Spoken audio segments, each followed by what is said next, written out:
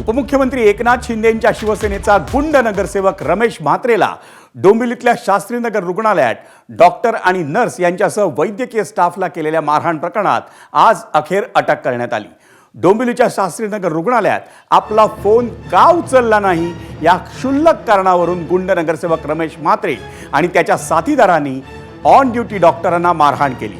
एका महिला डॉक्टरलाही म्हात्रेनं अरेरावी करून धक्काबुक्की केली। या प्रकरणात रमेश म्हात्रेसह रमेश पवार, प्रमोद निकम आणि अक्षय कारंडे या तिघांनाही अटक करण्यात आली आहे। सत्ताधारी पक्षातल्या या नगरसेवकाच्या माजोरड्या भूमिकेचा विरोधी पक्षांच्या नेत्यांनी आज खरपूस समाचार घेतला। ठाकरेंच्या शिवसेनेचे आमदार आदित्य ठाकरेंनी या घटनेचा निषेध करण्यासाठी थेट डोंबिवली गाठली होती।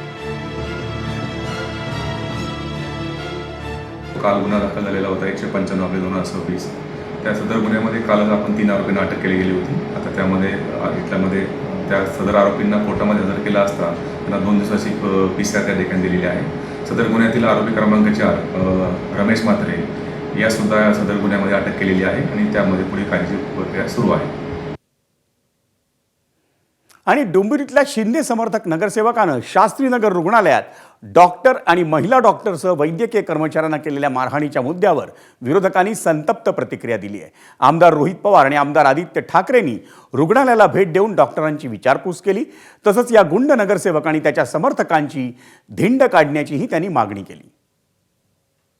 त्याची धिंड काढा रस्त्यावरनं कपडे काढून अंडरवेअरवर आणि बनियनवर, मग कुठेतरी एक संदेश जाईल अख्ख्या महाराष्ट्रामध्ये।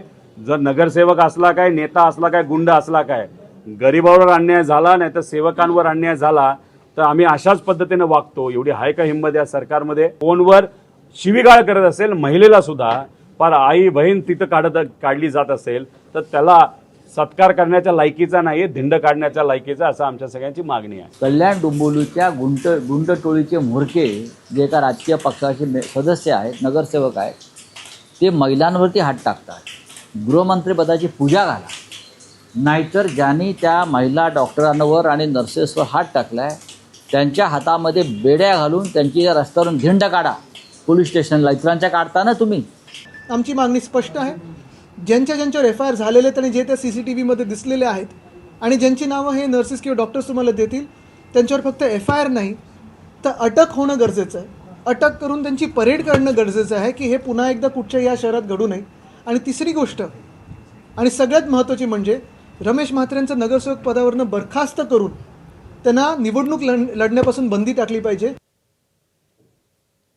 आणि डोंबिवलीच्या या शास्त्रीनगर रुग्णालयात गुंड नगरसेवकांकडून मारहाण झालेल्या महिला डॉक्टरच्या नातेवाईकांनी काय माहिती दिली आपण तीही पाहूया। त्या दिवशी जो भ्याड हल्ला त्यांनी केला, एका महिलावर केला, महिला डॉक्टरवर केला, मावशीवर केला, नर्सेसवर केला, त्याचा आम्ही निषेध करतो। कल्याण मेडिकल ईस्ट प्रॅक्टिशनरच्या वतीने आम्ही या घटनेचा जाहीर निषेध करतो आणि अशी अपेक्षा करतो की भविष्यामध्ये असे कोणत्याही डॉक्टरवर हल्ला न झाला पाहिजे, त्याला पोलिसांनी प्रोटेक्शन दिले पाहिजे। विशेष माझं म्हणणं असं आहे की त्या ठिकाणी सिक्युरिटी असताना हा हमला झालेला आहे, सिक्युरिटी समोर हमला झालेला आहे, म्हणजे सिक्युरिटी काय कामाची?